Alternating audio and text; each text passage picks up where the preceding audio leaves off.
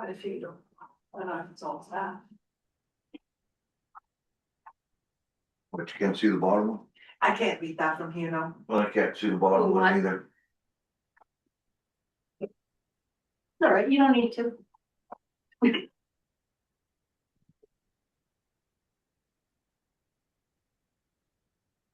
You go.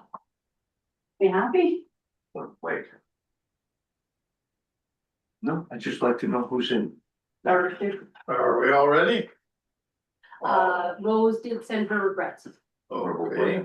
Who's it out? Has anybody seen Brian on there? I don't know, have you, he's not on, No, he's not on. not on there, it's just Dale that's online. I just sent him a text as a reply back. Okay. All right, we will get underway. Call this meeting to order. We have an agenda. I want to just, under 7 communications, a couple of items I want to just discuss. One is the deadline of our applications for our election.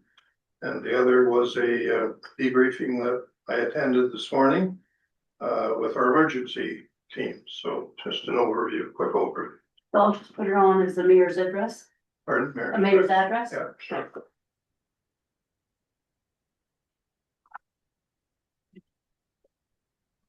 Anyone have a First and second. I'll make a motion that we accept the agenda. so Derek Second, John. and John? Thanks, guys. Anyone opposed? It is carried. Anyone have a declaration of pecuniary interest?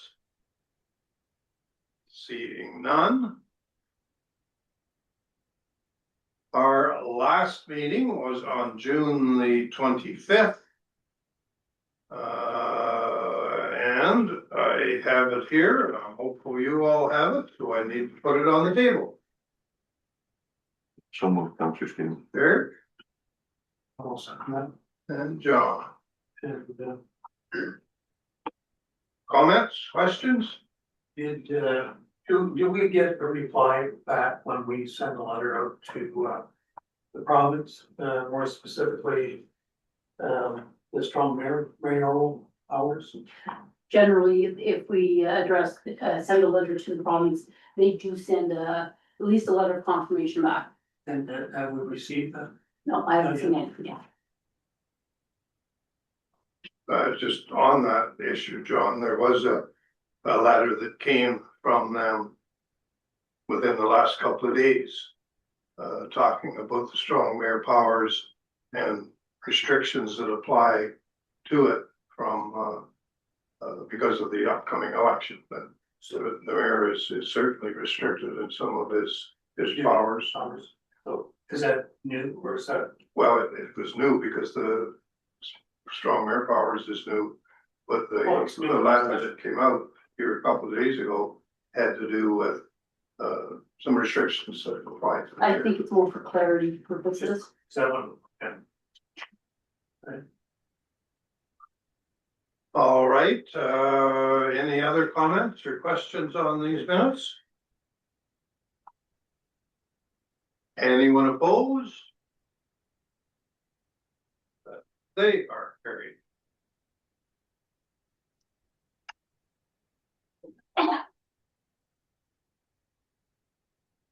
No delegations or petitions, so we will move on to our community committee reports. First one out the gate was our roads committee on August the 4th. And we have the following motions that need to be addressed. That the Providence Bay Beach Master Plan request for quotations be approved. I'll make that motion. Thanks, Linda. John, I'll second that for you. You, comments or questions? Dale here, Richard. Yeah, go ahead, Dale. Yeah, are we looking at receiving any public comment? It will be, once it comes off the spec. There's one. Look, I Who's think- speaking? Sorry, it's John. John is. Oh, okay. There is in the RFQ, there is one book, and I believe if there's more required, I think that's an open head. Denise can correct me on that, I'm quite sure. Yeah, there are public, sessions that are, laid out in the, RFP. Have they been, has the timeline been given on those? The, consultant will give us their timeline, based on the requirements that's in the RFQ. We'll set our dates based on their availability for that. Okay, so that's sometime in the future. Yep, after the RFQ has been awarded, we will know what the dates and the timelines are for the public meetings and stuff like that. Yeah, I find it interesting that already it's public RFP and there's some wild, interesting comments already. Thanks, Dale. Any specific question that you want to deal with? No, not really. I'm going to wait until the consultant gives us whatever they come up with, and yeah, nothing yet.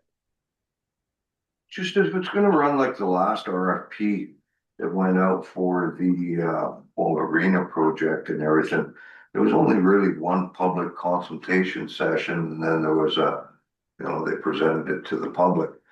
I do think that the RFP should reflect that their findings need to be presented to the public and have another question and answer period in there for the public to be able to question. They come to us and ask us a whole pile of questions and we give them answers and everything else, but it never goes back to the public until the final. And I think that's wrong. I think we need to be able to have those public meetings on the issue, have the consultants sit and work on the report and that, and then have that go back to the public for more comment, not just council. I think the public is the one that's paying for it, and I think the public is the one that needs to see it. And if they see problems with it, then it can be corrected at that time. So that's what I'd like to see in the RFP, and I don't think it's there. Okay, thank you. I guess my question was whether or not we had a long enough timeline.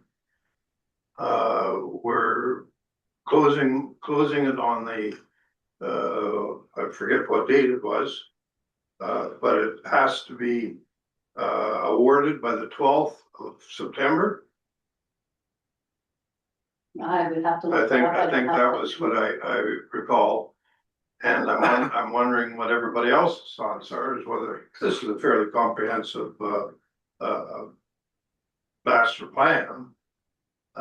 Maybe following up with your thoughts that maybe we need some interim community question and answer period too, before we move the RFP through to the consultants. Yeah. Following up on what Dale said, I know it's been put out on Facebook and there is quite a few comments and questions going around about the RFP and the whole process. And I think maybe that is a good idea.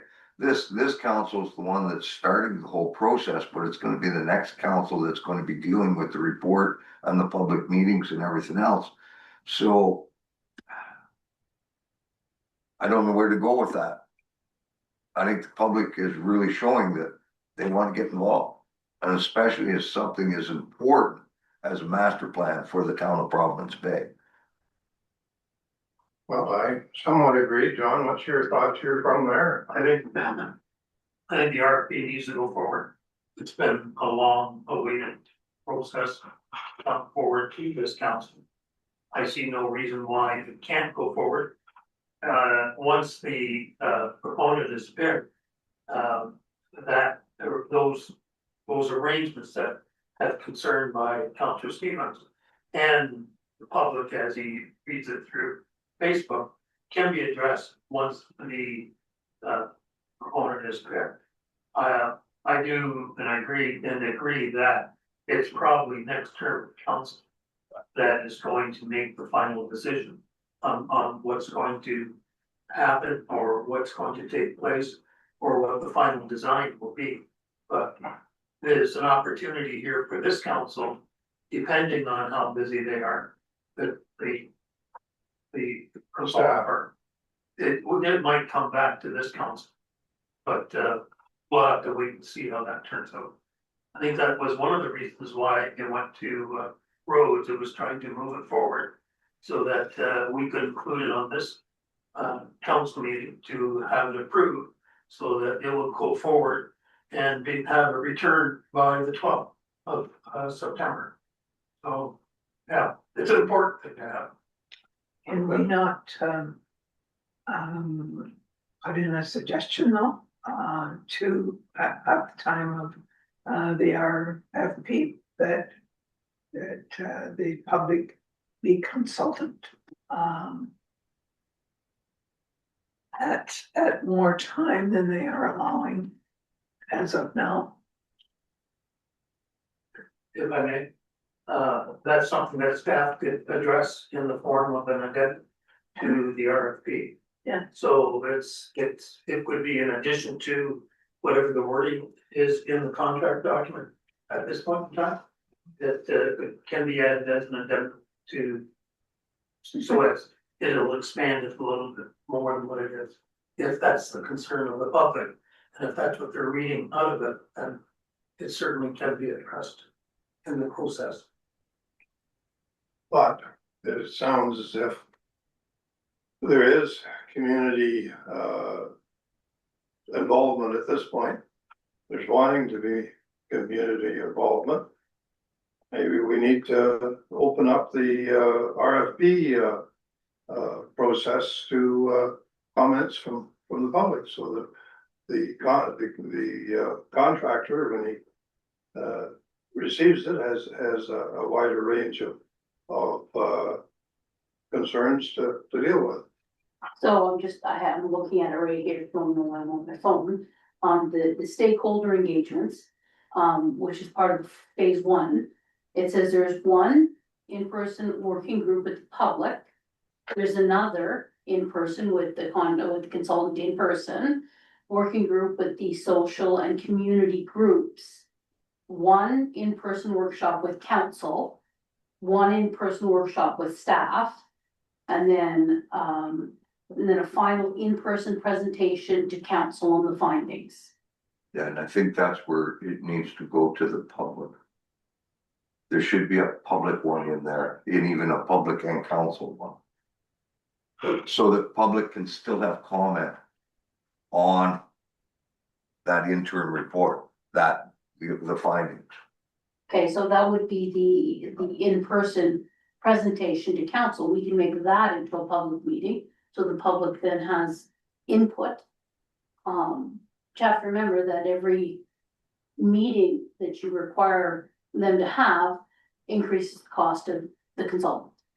Okay, so that means the final in-person presentation can be a dual one, where they present it to the public and present it to council, and then the public is given time for questions and council is given time for questions as well. That I would be okay with. But I think that the public needs to be involved in the whole aspect of this report. This is a very important report for a very special location in this municipality. It is our featured attraction.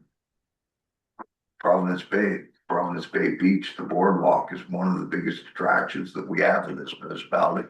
And I think the public really needs to have that input into this report, not just the report being presented to council and then council gets it and we talk to the consultants about it and gives, I think you gotta have another public input into that. But I guess if I'm reading or hearing what Denise is reading there is a process where it's going to be discussed with the public. No, only with us. No, there is a initial meeting with the public at the very beginning. Right, just at the beginning. Well, yeah, that way they can ask the consultant questions, they can put forward their comments, their concerns. I mean, that's the purpose of the first meeting is a public meeting before the consultant meets with council or staff or anything. The first meeting is with the public. So is that not what you? That's what you're looking for. That's what we're looking for at the start, but then they're going to present their report At the end of the process, yeah. at the end of the process. I think you gotta have that findings that they find needs to be presented to the public. So the public still has comment on it before it ever goes final. Dale, any thoughts on this? No, it's basically the same type of consultation and that we had with the recreation consultant, same type of format. So, yeah, if public has input in the early stages, I'm good with that. And then, of course, then it'll be a step by step until the finish. All right, One more Anything comment further? then, Mr. Mayor. How did that work out for us? The public certainly let us have it after the report come out. Because they didn't have any say. So I think the public wants to be involved in these reports. well, I'm inclined to agree that we need to give the public as much opportunities as they require. And if they're asking for it, then we have to make the accommodation. It's just a normal process. But sounds as if that's what we're doing. We're opening it up, but we're not opening it up until after we've assigned a consultant. And maybe we should. Do we normally do a public consultation on a major piece of policy like this, Denise, before we would align it with a consultant? You mean, ask the public on how we write the RFQ? If we've included everything that they want? Maybe they've got some other ideas. We generally have not put our RFQs out there for the public to see and comment, and one of the reasons is then that it's not a fair bidding process. Because then the RFQ is put out well before the date, and so you would have consultants that would exceed weeks in advance. Because we required public consultation on the RFQ, and then, so I mean, it negates the whole fair process of bidding. And when people have advance notice of, you know, over other people on what they're bidding. Well, we're not wanting to jeopardize the validity of our RFQs, so if you figure that's not appropriate, then I can look at that. I mean, that being said, it's posted online. Right? We Yeah. posted our package. Yeah. It's posted online. So if the public wishes to comment, you know, and to give the municipality notes for possible improvement, I mean,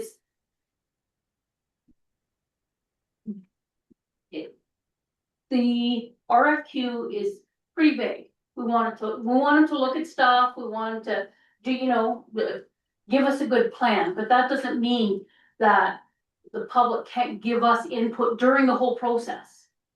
You know, we've posted it online, everybody knows what the RFQ is gonna say. You know, if the public wishes to comment, then sure, they can send their comments to Rose. And we can then, but even before the public meeting, even before it's let out, you know, gather comments and have them available to the consultant when, you know, when we award the project. So the questions and concerns and comments coming from the public through Rose end up going to the consultant. They would definitely, yes, and That I guess is where I'm coming from. And we want the information from the public ending up with whoever's doing the report. yes. Anything else? Derek, are you not saying that after the report comes out, then the public should have a look at it again then? Yep. When we see it, the public should see it. Well, since our packages go out now, Well, I full look at, packages go out 7 days in advance. The Well- public will see it when you see it. I look what happened at the last one that we did. We had a presentation from the consultants made to council. And then council in the same meeting made a whole pile of motions. And it sure stirred the hell up in the public. And I do not want to see that happen again. I think that that presentation needs to be made at the same time with the public. So the council seeing it and the public seeing it, and the public has time to comment on that before we ever accept it. Sounds to me Does that make sense? sounds to me that that's being done, though, Derek, because the consultants are going to get all of the input from the public that we are gonna see. And whatever considerations they're going to make out of it will be built into their report. Yep, and that was done in the last RFP. But then the RFP was presented by them to council. And public wasn't there. And then a whole pile of motions come out of right after they accepted it. The public had never actually seen the report. So that's where the report needs to be made to council and the public be able to comment at that time with the consultants in the room making that presentation. They need to be able to ask questions too.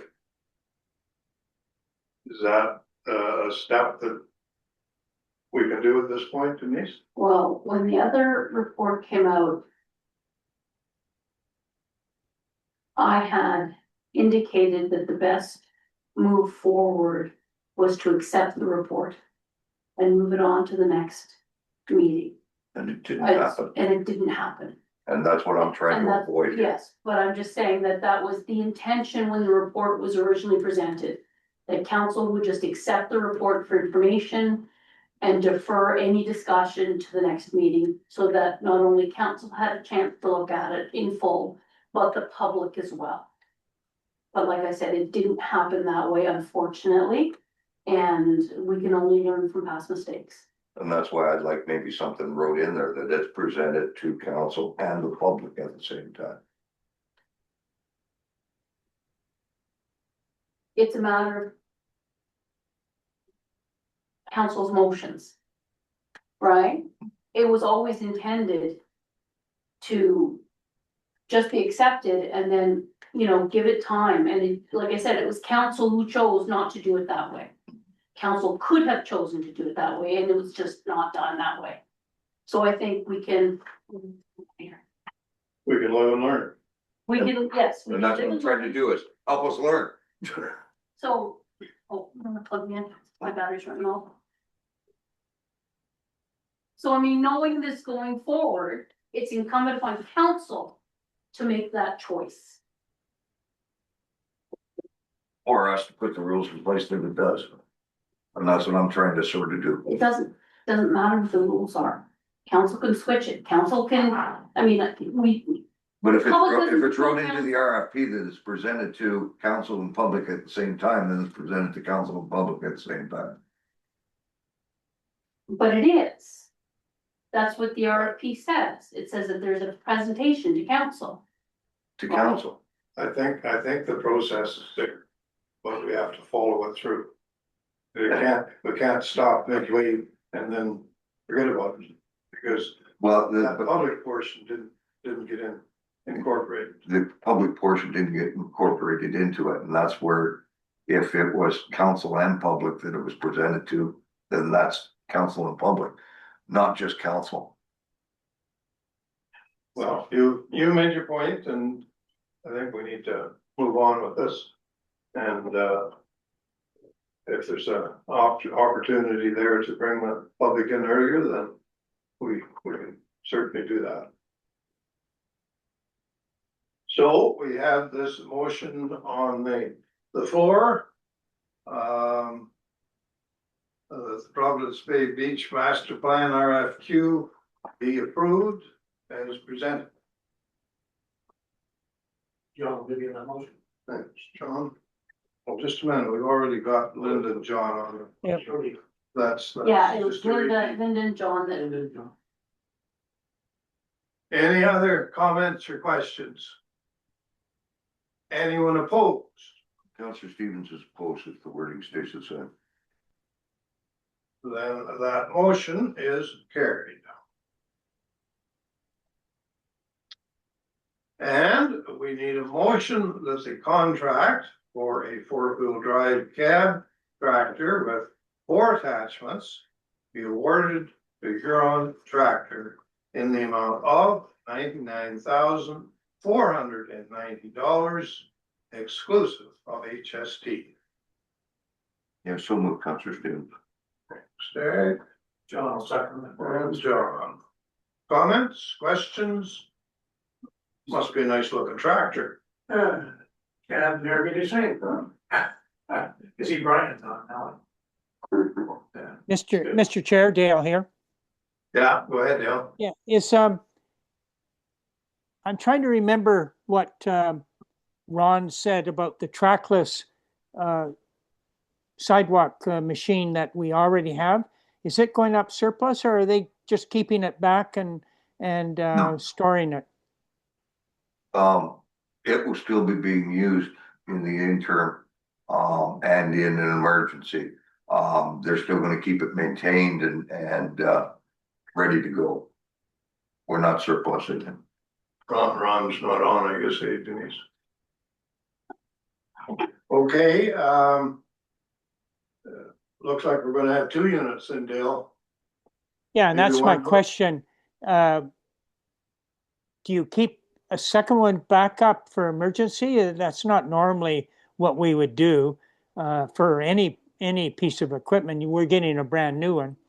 And so, and then it depends on if you're going to keep maintaining that one, how much is it going to cost in the future to keep it? I don't believe it's gonna be surplus right away. The contract for some of the plowing is ending. So the majority of the snow plowing is in-house. So it may be needed. I think Ron needs a year to figure out whether the equipment that we have can handle snow. Excuse me, and all the plowing duties that we have. So once Ron has a better idea of all the equipment that's needed, that in the end, yes, may be surplus and sold, but right now we're just unsure as to whether it's going to be needed or not. Guess 2, Dale, it might indicate that if we have the 2 units, rather than hauling a unit back and forth from Mendon-Way to Providence Bay, where we're doing the sidewalk now, it would be used there as a backup in case we needed it, but on a regular basis without all that back and forth transporting. I would put that with Ron and see what his thoughts are. Yeah, so I don't think it's necessarily a long-term idea of the roads department to keep the trackless. We know it's aging and that there's maintenance gonna be involved with it, but I think Ron's not ready to surplus it just yet. Okay, any further questions? Anyone opposed to this tractor? It is carried now. And we need to approve the year-to-date financial report ending July the 31st, 2026. And this is for the roads department. I'll make that motion, Richard. Linda beat you to it, so you can have number 2 there, Dale, Yep. thank you. Fine. Any comments or questions on that report? Anyone opposed? It is carried. Just before we leave with the roads agenda, there was a question to staff over the pesticide signs. Did you get an answer to that, Denise? Yeah, I did. I talked to, I can't remember who it was. He said that it was pesticides they were spraying. It is a herbicide. It was called Weather Max, which is a glyphosate. And they basically said it was sprayed on the MTO right of way. It's the MTO property, and the municipality has no say in what the MTO sprays on their right of way. The reason why it was different with Hydro is because Hydro has easements. Hydro doesn't actually own physical strip of land that they're, Did they say what they were spraying for? it was a herbicide, broad-based herbicide, yes. It's called Weather Max, and it was for broadleaf, Broadly, yes. okay. So why did it say pesticide then? I asked him that, I said, your signs say pesticides, and he says, that's a catch-all for every type that you might spray, whether it's a fungicide, a herbicide, a pesticide. They're all lumped under the whole pesticide sign requirement. So it was a herbicide, the herbicide was called Weather Max. Good. And it was for broadleaf application, so that because earlier in the year, they had sent out the trimmer. And he was spraying on the areas that the trimmer had went through to help stop the regrowth of the shrubs. Okay, anything further? No, I know I got a few comments in the public and we had asked staff for that answer and I just thank you, Mr. Mayor, for allowing Denise to do it. Okay, we'll move on It's, to our. Richard? Sorry. Yeah, go ahead, Dale. It is a Roundup, so it is a glyphosate. I'm not sure if it's specific to just broadleaf. Normally Roundup would take out all weeds in the municipal ditch or the MTO ditch. So I've been reading Roundup Weather Max, and it says it's for the toughest weeds. That's what it's guaranteed for. It's rain fast within 30 minutes, but I still think it's broad spectrum, takes out everything. Is that not, the Roundup was what they used for years, so is it not, Dale? Yeah, Roundup is used in the agriculture. I don't know whether they used Weather Max in the past, the MTO. I'm not sure. Okay, well, we have that info and we thank you for it. So we'll move on to our August 6th committee meeting for the Water, Waste and Education. And we have motion that the temporary signage identifying the Discovery Center be installed until a permanent signage strategy be adopted by the municipality. So moved, Councillor Stevens. I'll second that one. Thanks, Brian. Yeah. Guys, any comments or questions on that signage?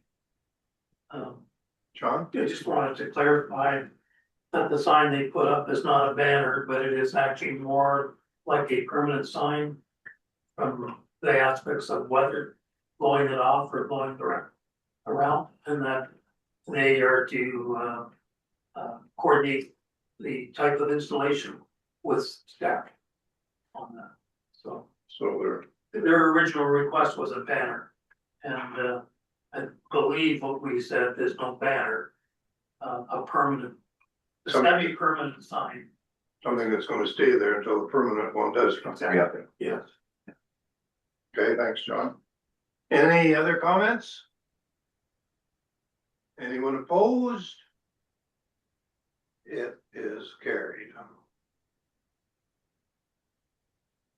And we need to accept the 2026 drinking water quality management system audit as information. John will give you that motion. Thank you, John. Linda, Second, Dale.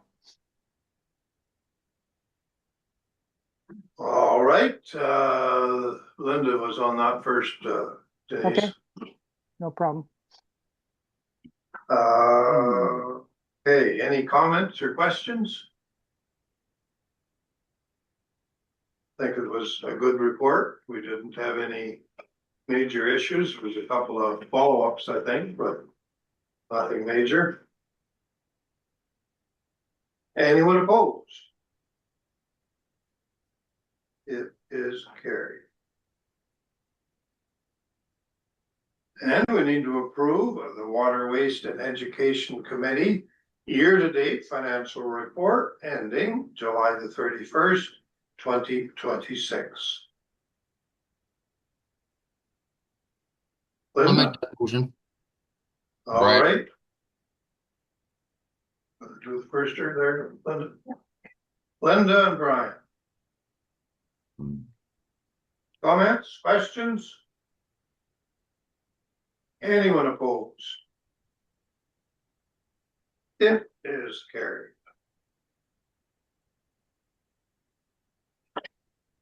Okay, we will go down to number 7 under communication.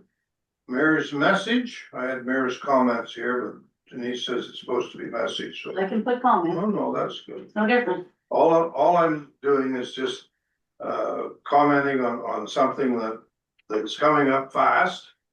As you all know, we're in the middle of an election process here, and the first stage is to have all the applications in by next Friday 2 p.m., at 2 p.m. yes. And we had a bit of a process in the last couple of days. And according to my presentation here, we have 3 running for mayor. We have 2 registered in Campbell Ward. And 3. do we have 3? Yeah. There was one today, that registered for Campbell Ward, and we checked, the website is accurate. I picked that one up. Want all the names?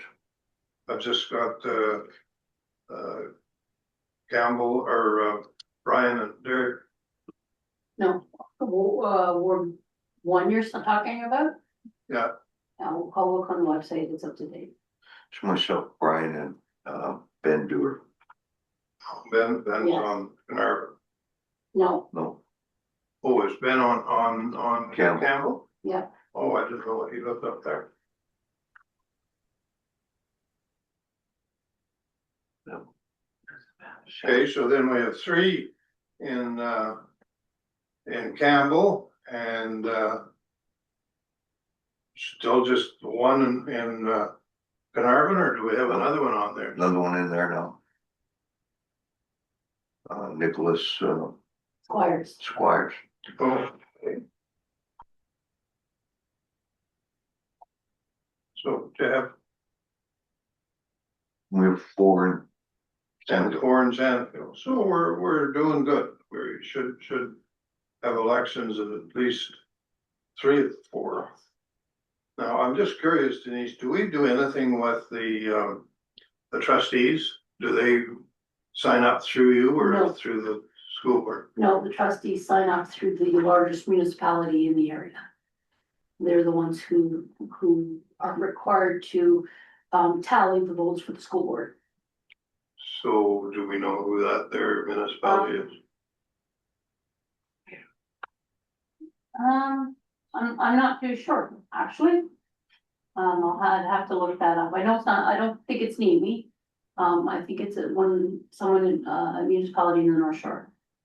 Probably Espanola, I would think, maybe could be the biggest, but I think so. a lot of them are pretty small.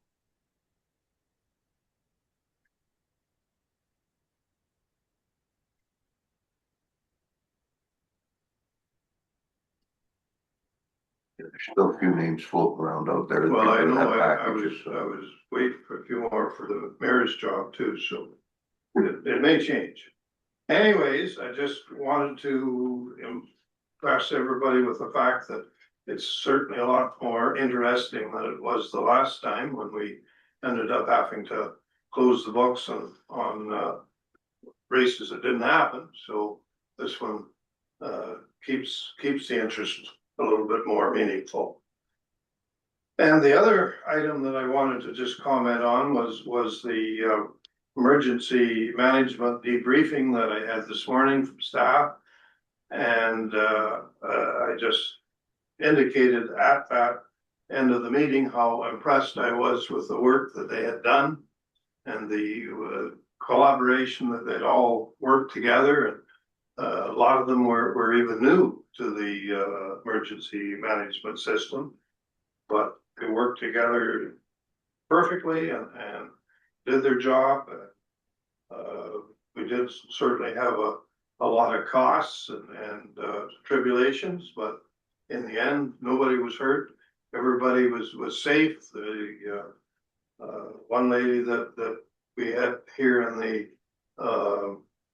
council chambers for a few hours was the only one that we had to rescue and look after. So I think everybody and the whole team did a fantastic job, and I want to thank them publicly for what they did in those weeks and days that involved there. And that is it for my comments. So we will go down to our confirming bylaw. Just 1 second, Mr. Mayor, with your comments there, are we going to be getting a final report on that whole emergency? Good financial report for sure. A financial report, what about a overall report on the findings? Well, we'll be getting a copy of this debriefing that happened this Yeah. morning. Sue's working on the minutes of the debrief. And it'll be going to Safe security. safety and security. Okay, thank you. And have we heard anything from the powers to be that we might be compensated for some of our expense? Unfortunately, what Denise has indicated that there is a level of cost that you have to meet before you qualify. And as of today, we haven't We're reached nowhere that near. level. So It's actually, the amount is 3% of your taxation. And 3% of our taxation hits probably close to between 180 and 190,000. So in order to, we're nowhere near there. I mean, the expenses were fairly high. We're sitting at about, $90,000 to $100,000 worth of expenses, but it's nowhere near the level that would allow us to capture provincial funding. So we can't put the public loss on that? Because the public out there probably lost more money than we did. Right down through it. It deals with municipal infrastructure for the public has. There's 2 pots of funding, one for municipalities and one for the public. The public is activated when the ministry comes in and does an inspection and then, visits certain places and feels that there's been enough damage that provincial funding is needed. And the indication is currently right now that it's still in that process. Like they haven't said no, but they haven't said yes either. They're still in the thinking about it stage. And we know for the municipal portion of it that we are nowhere near the level of expenses that will be required to apply for the EMDRA funding. So, and unfortunately, even though we know there's possibly some infrastructure damage that is costly, the funding will only allow us to access funding to bring infrastructure back to the way it was pre-emergency. It doesn't pay to give you new infrastructure. So, even though we can say that, one of the culverts was damaged and now needs replacing, unfortunately, you know, the inspections that we've had pre-flooding noted that that culvert was already damaged in the first place and was going to be required to be replaced within the next X amount of years, so it's unlikely that we would be able to access anything for funding for the replacement of that culvert. We still haven't had any inspections done on our bridges yet, which is supposed to be done yet. And there still could be some problems in that. Will we still, if it comes up there, be able to access funding? You can't piggyback on top. Can't piggyback on top of the emergency fund in order to upgrade your Infrastructure. No, infrastructure. but there could be damages to our bridges that haven't been assessed yet. Then once we have because this is a year for the inspections on our bridges, because the water level is so high, you can't inspect them. They have to be inspected. They're going to be inspected. And if there was any damage done, can we still access funds on that?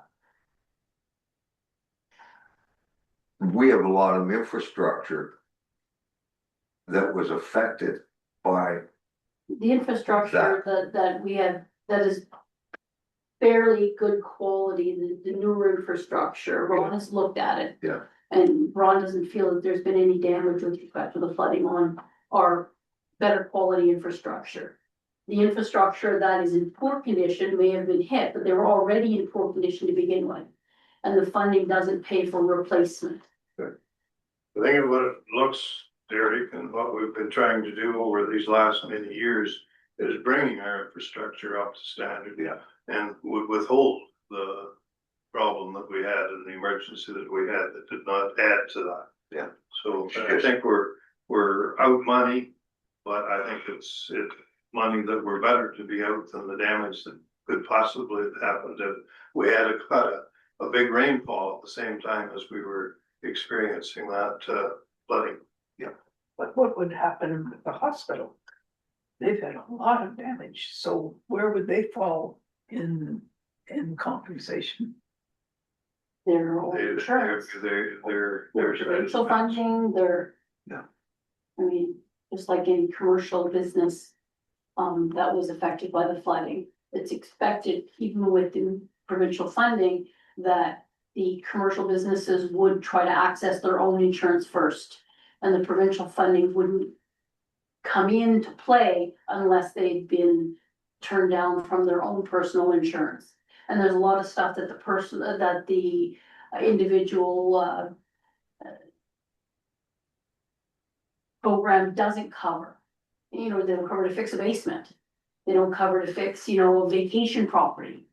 It's just, you know, if your home is damaged. So there's limitations to even the program for, you know, normal citizens. in some places, in some cases here in town, insurance companies didn't even cover it, and they didn't cover lost revenues. So it was a significant hit to our ratepayers in this municipality.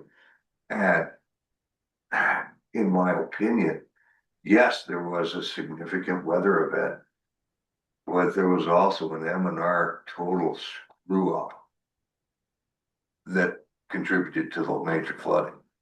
And I think we need to be going after the government and holding them to task. Anyways, we have dealt with them as far as we can with the programs that are available, and I'm sure Denise will continue.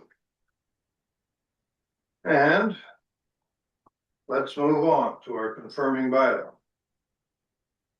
John? Dale? Yep. Anyone opposed? It is carried.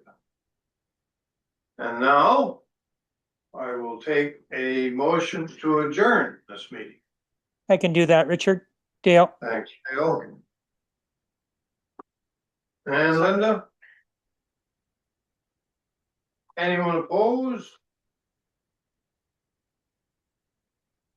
And it is carried. Thank you very much. Have a good evening. or what's left of it.